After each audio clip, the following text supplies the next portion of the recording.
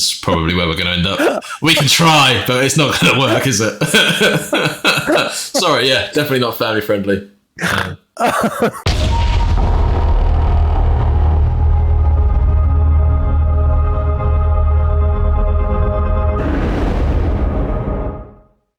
Hey everybody, this is Jason.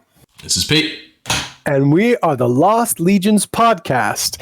And today we're going to talk to you about what Heresy 2.0 is. But first, let's introduce ourselves. So I'm Jason. I have been in a few podcasts before, the Overlords and Sons of Heresy podcast. Woo! And my co-host Pete will now introduce himself. Yeah, I'm Pete.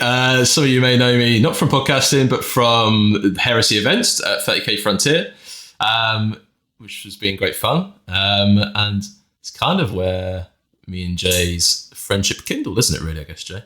Yeah, over 30K. We met at the Black Library Weekender where you plied me with many beverages and got me absolutely wasted. Me and Carl, I think we're at the Black Library Weekender where we met you. Buying friendships with booze is always the way. I mean, isn't that the British tradition? Pretty much, right? It's the only way. So, yeah, let's jump into 2.0. Pete, you want to give us a quick overview? So what is 2.0 Heresy? Cool. What is 1.0 Heresy? Yeah, right. So, I mean, if you're here watching the show or listening to us on the podcast, then you probably have a good idea of what Horus Heresy is, right? But the game's recently relaunched into its second formal edition. How long did we have the first edition for? It's about 10 years, wasn't it, in the end? It was a long time. 10, I think it must be pushing 10. But anyway, yeah. So it's fundamentally the same, right? I'd say like 75% of it's the same. Would you agree? Yeah, it mostly is. Well, I'd say it's very subtly changed through first edition. I think that at first glance, it looks very, very similar, but a lot of little things have changed. Yeah. And the way it plays is, which we'll get into in different episodes, 100%, is very different from 1.0.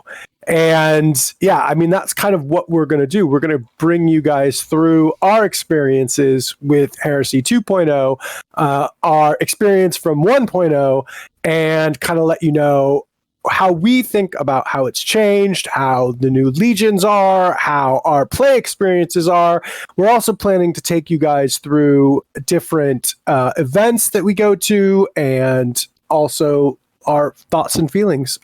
Pete, is there anything you want to add on that? Or yeah, I think that's pretty much it. It's a general premise of the show, isn't it? Is to keep it loosely linked to what our experiences are in the Heresy, as you say, and that's kind of that. I think it's going to be. I don't think we're going to go into any real in-depth, huge tactical segments or any specific painting segments and things like that. We're probably both average painters, I'd argue, and obviously hardcore gamers. But other than that, I think it's going to be low key, designed for beginners and intermediate players. I guess that's probably a fair analysis, right? We have plenty of friends who are expert painters that will point you in their direction. 100%. and then we will look at what you do after we've been taught by them and go God damn it, why can't I do this? we hold the right for massive judgment, obviously. Cool. So yeah, Heresy 2.0. Should we get into it? A brief overview. Go ahead. So we were saying, weren't we? So there's been some changes. The main biggest change is probably the reactions side of things. Do we want to touch on that now, or should we come back to that in a bit? Yeah, I mean, we'll dive into this in more detail, but let's just say the biggest thing that was added from 1.0 to 2.0 was these reactions, which has changed the game a lot from I go, you go to more of a we're both engaged the entire time while we're playing. What have been your sort of experiences with reactions, Pete? Yeah, so I've now had, try and work this out, 7 or 8 games of 2.0, and we're pushing 6 weeks into the edition, roughly 6-7 weeks, something like that, right? Don't know how many you've had. You've had a handful, haven't you, as well?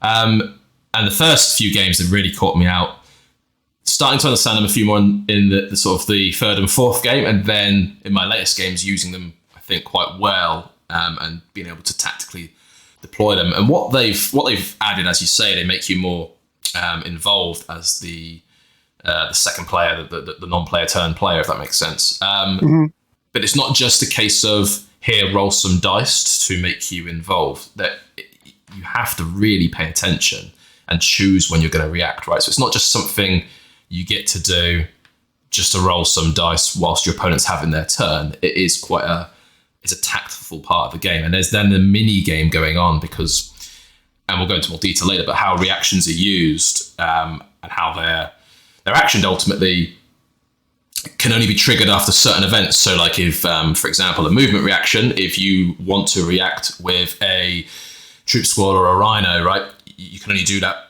if an enemy unit comes within a certain parameter and threat zone, and you must resolve it after that unit's finished moving, if that makes sense. You can't just choose to go back and do a reaction to a unit 3 movements ago, if that makes any sense at all. Yeah.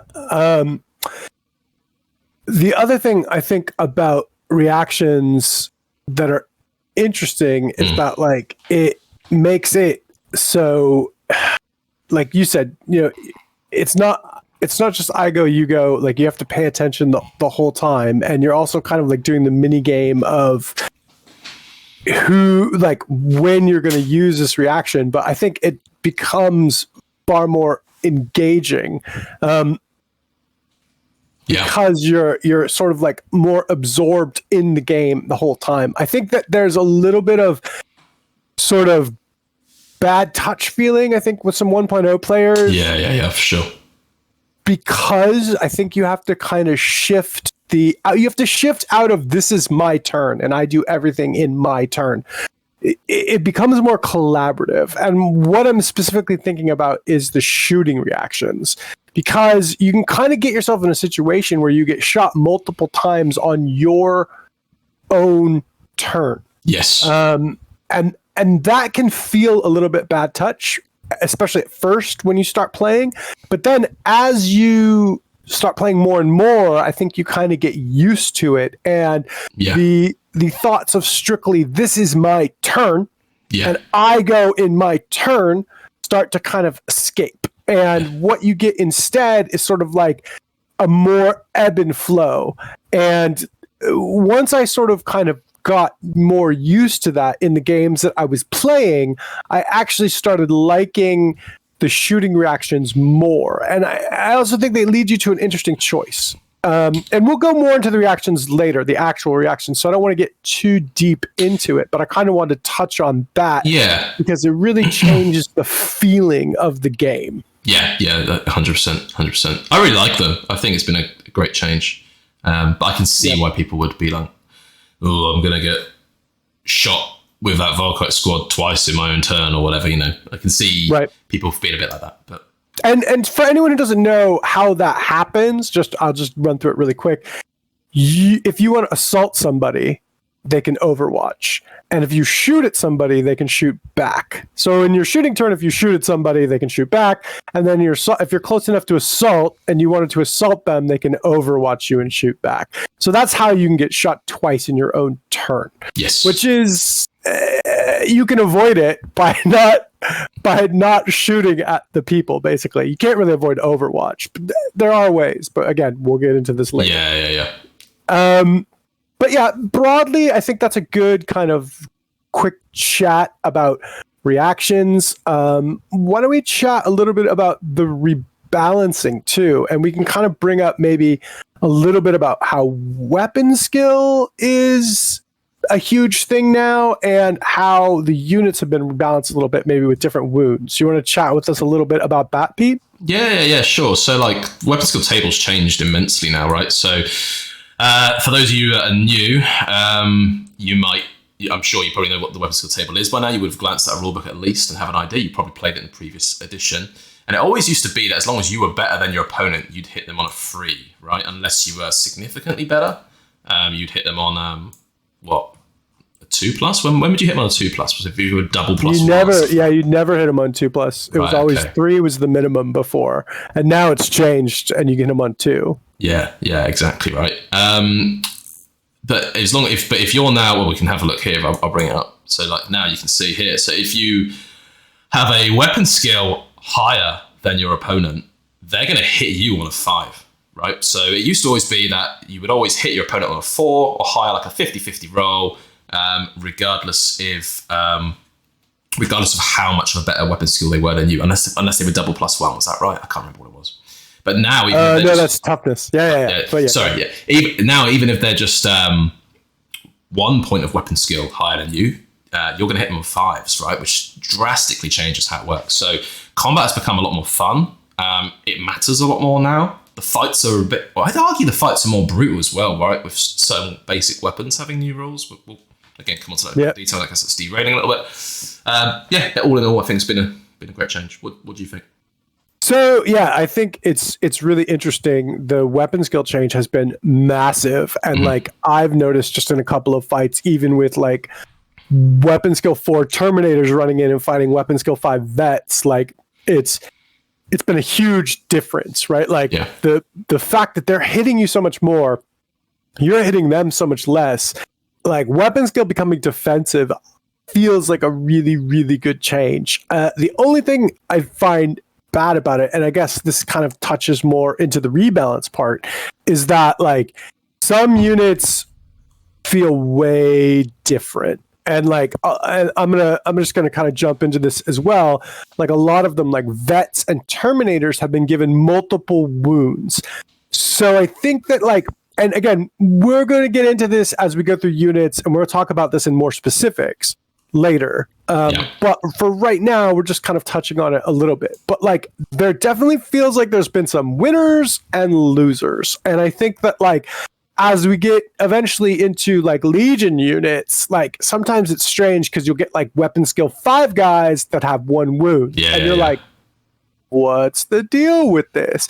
Sometimes you get the trifecta of guys with a 2-up armor save, 5 weapon skill, and 2 wounds. And you're just like, hello, and stubborn. They've also redone leadership. So that's probably as big a change as weapon skill, probably bigger maybe to a degree. They generally drop leadership. So Marines now get scared. That's kind of the take home, right? Is Marines, they shall know fear. Leadership's dropped down, right? So like you usually would have previously a leadership of 9, wouldn't you, on like a sergeant in a squad, and now it's 8 on a dude, right? The fact is that you're taking pinning checks and leadership checks far more often in this edition, and it makes a big difference, doesn't it? Yeah, I mean, we've seen that with like sniper rifles and pinning. Sniper rifles will become enormous because they're like a lot better and they cause pinning. And like Pete said, the leadership has dropped. So leadership is far more of an issue in the game, which I actually find really fun. I think it's more interesting. Sorry, go ahead. Oh, go ahead, finish. I was going to say it's interesting because they're Space Marines, right? They shouldn't be scared of the dark. They shouldn't be, running to a few bolt rounds and whatnot. But from a gameplay mechanic, it does make the game far more entertaining. And, you can have someone right where you want them, and then your squad decides to run. You're like, because of a shooting reaction, for example, you're like, you can't. I don't think you can. Fluff wise, so this is the way I work it out in my head. Okay, go for it. They're not scared because they know no fear, but what they know is tactical retreat. So like they're like, withdraw. We have decided that we need to get the fuck out of here. So this is another thing we haven't discussed. Are we a family friendly show? Can we say beep? And I think fuck that is probably where we're going to end up. We can try, but it's not going to work, is it? Sorry, definitely not family friendly. Tough, basically. Decisions behind the curtain. You've all seen Behind the Curtain, gentlemen and lady. Soul lady, bless. Anyway, let's go flat. So lastly, I think the last rebalance talk about maybe before we end this video is the change from AV value on some things to toughness, like for speeders and for dreadnoughts. Do you want to chat about that a little bit? Yeah, so I think it's a brilliant change in general. The fact that Dreadnoughts now are survivable is great. I think the speed as being toughness now is fantastic. I think that's perfect. Like, they're actually a bit tough to take down, and that's really good. Beforehand, you just die right immediately. But as tough as these things are, with the ability to react to them shooting, it's not like they are being shot at more of the time as well, though. So things on paper are super tough, but I mean, you probably remember after my first game I played with James, he took 3 Dreadnoughts and I was raging about Dreadnoughts and how they're ruining the game and everything else, right? You were struggling a lot. I was really angry at them and how they work. But I was like, okay, all that I realised is I didn't take a list that was or an army, sorry, that was capable of dealing with Dreadnoughts. Now I'm not overly scared of them. Like 1 or 2, manageable. 3, questionable. If someone's bringing 4, 5, or 6, then, you know, that's that guy and that's fine. There's nothing wrong with that, I guess. It's up to you how you want to play it. But they are strong, right? But a couple turning up, now I'm less scared of them. Yeah, it's because it used to be AV, right? So do we need to go into armor values here? I mean, just a little, yeah, because, well, I mean, most everyone will know. Like, so most tanks are AV. So, so if you're brand new to Heresy, coming from 40k to play the new edition, you oh, good point. Good point. Like if you've been playing 40k the last few years, right? At least it's all toughness values anyway, right? So you used to have armor values where vehicles could be one-shotted, right, and blown up and take multiple different damage implications. Becoming immobilized and things like that. So Dreadnoughts used to be the same. You used to be able to just one-shot a Dreadnought. It's gone out of the game. Now Dreadnoughts have 6 wounds, 7 wounds. I think 7 wounds. 6 wounds, I think. I think Leviathans might have 7, and then Dreadnoughts have 6. I think it's 7 and 8. I think, but anyway. So you can no longer one-shot them, right? So now they're super tough, and they've got armor saves now as well, which they never used to have. So they're cool. I mean, they should feel like that as well, though, right? It's a Dreadnought. It should be able to munch. Yeah, I do. I do really like the. I do really like the kind of the bump up in toughness. I think it does feel really good, but we do have to learn how to deal with them now, right? Like, because they're tough. Yeah, I kind of feel like the saving, and this is wish listing a bit, I guess, but I feel like the saving throw could have been a bit more interesting. So, like, if the strength of the weapon equaled your toughness or higher, maybe your armor save dropped to a 4+ or something like that would be quite cool. Because 2+ armor save on everything is super, super good, right? Oh yeah, it's brutal. Yeah. Which is another rule, which is good against Dreadnoughts. More on that later, I guess. Cool.